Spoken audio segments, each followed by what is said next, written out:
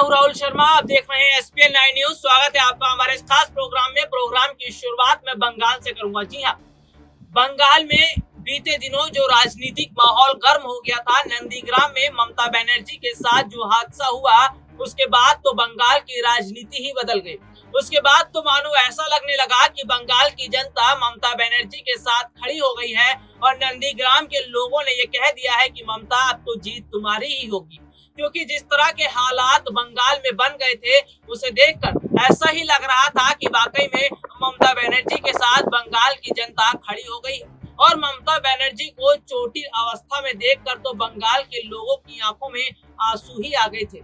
लेकिन अगर मैं बात करूं तो ममता बनर्जी की जो स्थिति थी, उसके बाद एक बहुत बड़ी खबर सामने आई है और उस पर बीजेपी सांसद रवि किशन ने बहुत बड़ा बयान दिया है। अब हम आपको बताएंगे कि आखिरकार किस तरह से ममता बनर्जी के साथ जो हादसा हुआ, उसके बाद से जो राजनीति है वो एक और अलग दिशा में जाती हुई नजर आ रही है।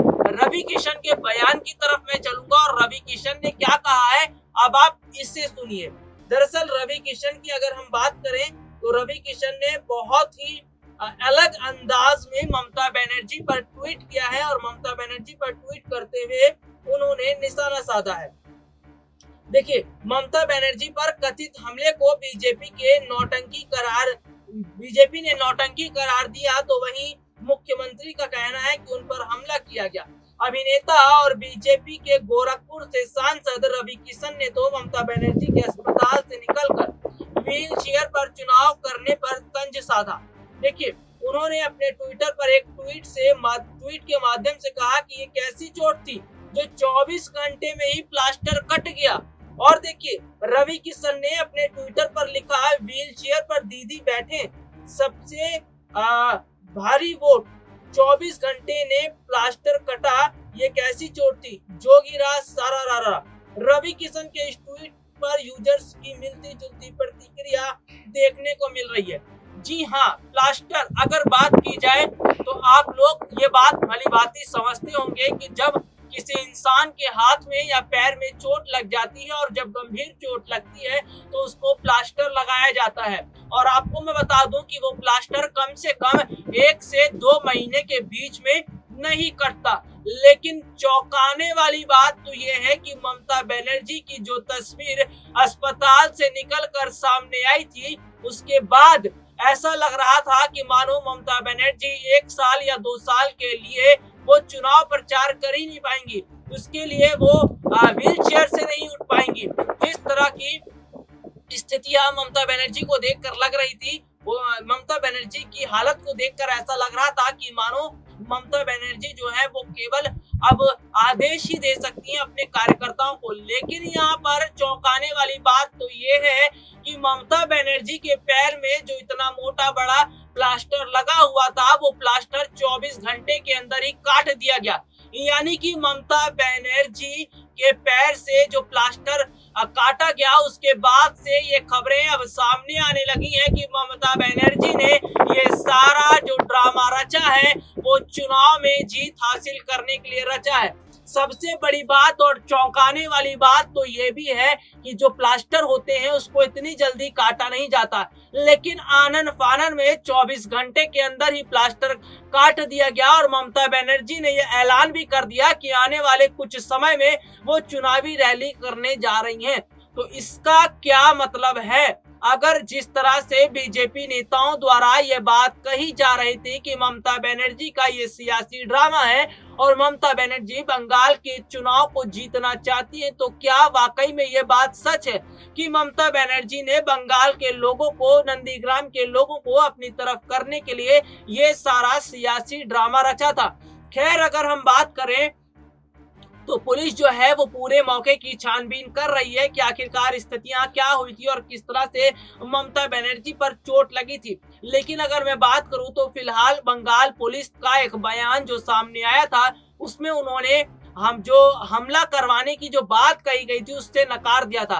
तो सबसे बड़ी बात और चौंकाने वाली बात ये भी है कि पुलिस ने उस बात को नकार दिया और पुलिस छानबीन कर ही रही थी, लेकिन अस्पताल से जो ममता बनर्जी की तस्वीर सामने आई और बकायदा ये देखने को मिला कि 24 घंटे के अंदर प्लास्टर काट दिया गया। क्या वाकई में ममता बनर्जी के पैर में चोट लगी भी थी या नहीं लगी थी? दरअसल ये सवाल मैं इसलिए खड़ा कर रहा हूं क्योंकि जो प्लास्टर लगाया जाता है वो इसीलिए लगाया जाता है कि जो हाथ की या पैर की हड्डियां हैं वो मुड़े ना, या फिर हाथ और पैर जो है वो गलत या विपरीत दिशा में ना मुड़े। तो ऐसे में 24 घंटे से पहले प्लास्टर का काट देना क्या ये बताता है कि वाकई में जो बंगाल के नंदीग्राम में जो हुआ ममता बनर्जी के साथ, वो सारा कुछ एक सियासी ड्रामा था जिसका बहुत बड़ा फायदा ममता बनर्जी ने उठाया। तो ये सारी चीजें अब निकल कर सामने आ रही हैं। लेकिन अगर मैं बात करूं तो क्या ममता बनर्जी ने जो सियासी ड्रामा रचा इससे बंगाल के लोगों पर फर्क पड़ेगा?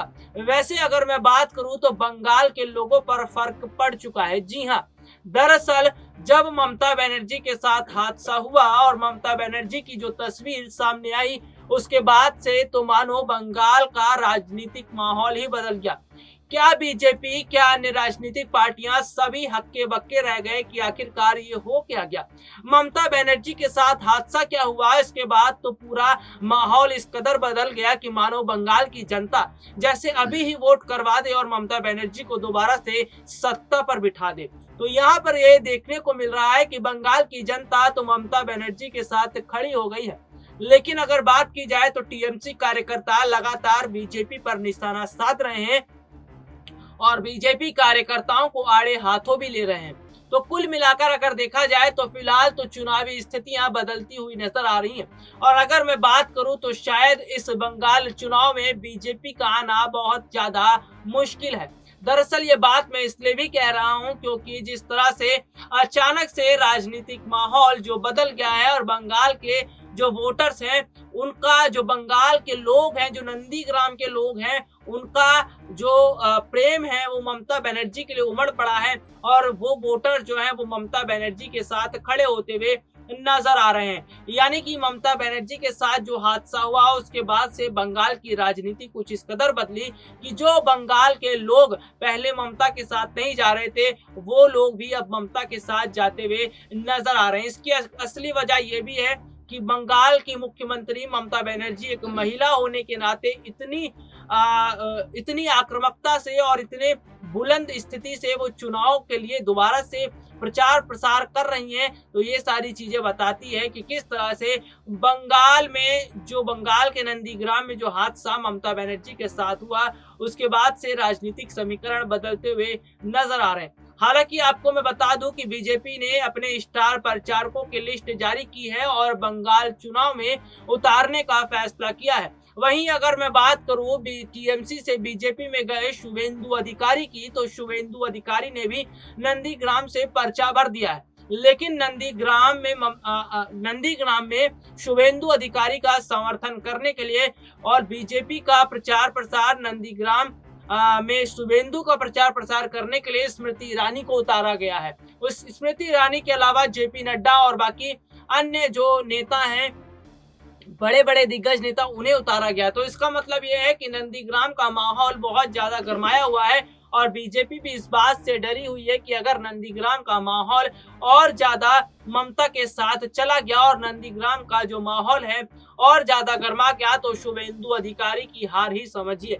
अब देखते हैं कि आखिरकार बंगाल के लोग क्या फैसला करते हैं और ममता बनर्जी के साथ नंदीग्राम में जो हादसा हुआ उसके बाद क्या वाकई में बंगाल की राजनीति पलट गई है और एक बार फिर क्या बंगाल की जनता बंगाल की सत्ता को ममता बनर्जी के हाथों में सौंपेगी? ये देखने वाली बात होगी। और बंगाल चुनाव से जुड़ी पल पल की अपडेट ब्रेकिंग न्यूज के माध्यम से, खबरों के माध्यम से हम अपने दर्शकों तक पहुंचा रहे हैं। आपको क्या लगता है? आप कमेंट करके बताइए कि बंगाल चुनाव का माहौल बदला या नहीं, और बंगाल चुनाव का माहौल अगर बदल गया है तो किसको फायदा होगा? आप फोन उठाइए, कमेंट कीजिए और अपने कीमती कमेंट को जरूर जो है कीजिए और उस पर हम बात करेंगे, चर्चा भी करेंगे। तो यहाँ पर दर्शकों की राय बहुत ज्यादा जरूरी होती है और खास तौर पर अगर बंगाल के लोग हों तो ऐसे में अगर बंगाल के लोग भी हमारा प्रोग्राम देख रहे हैं और बंगाली वोटर्स हमारे प्रोग्राम देख रहे हैं तो वो भी कमेंट करें और बताएं बंगाल चुनाव की क्या स्थिति है और क्या बंगाल चुनाव से पहले ही ममता बनर्जी चुनाव जीत चुकी है। फिलहाल के लिए आज मुझे इजाजत दीजिए, नमस्कार।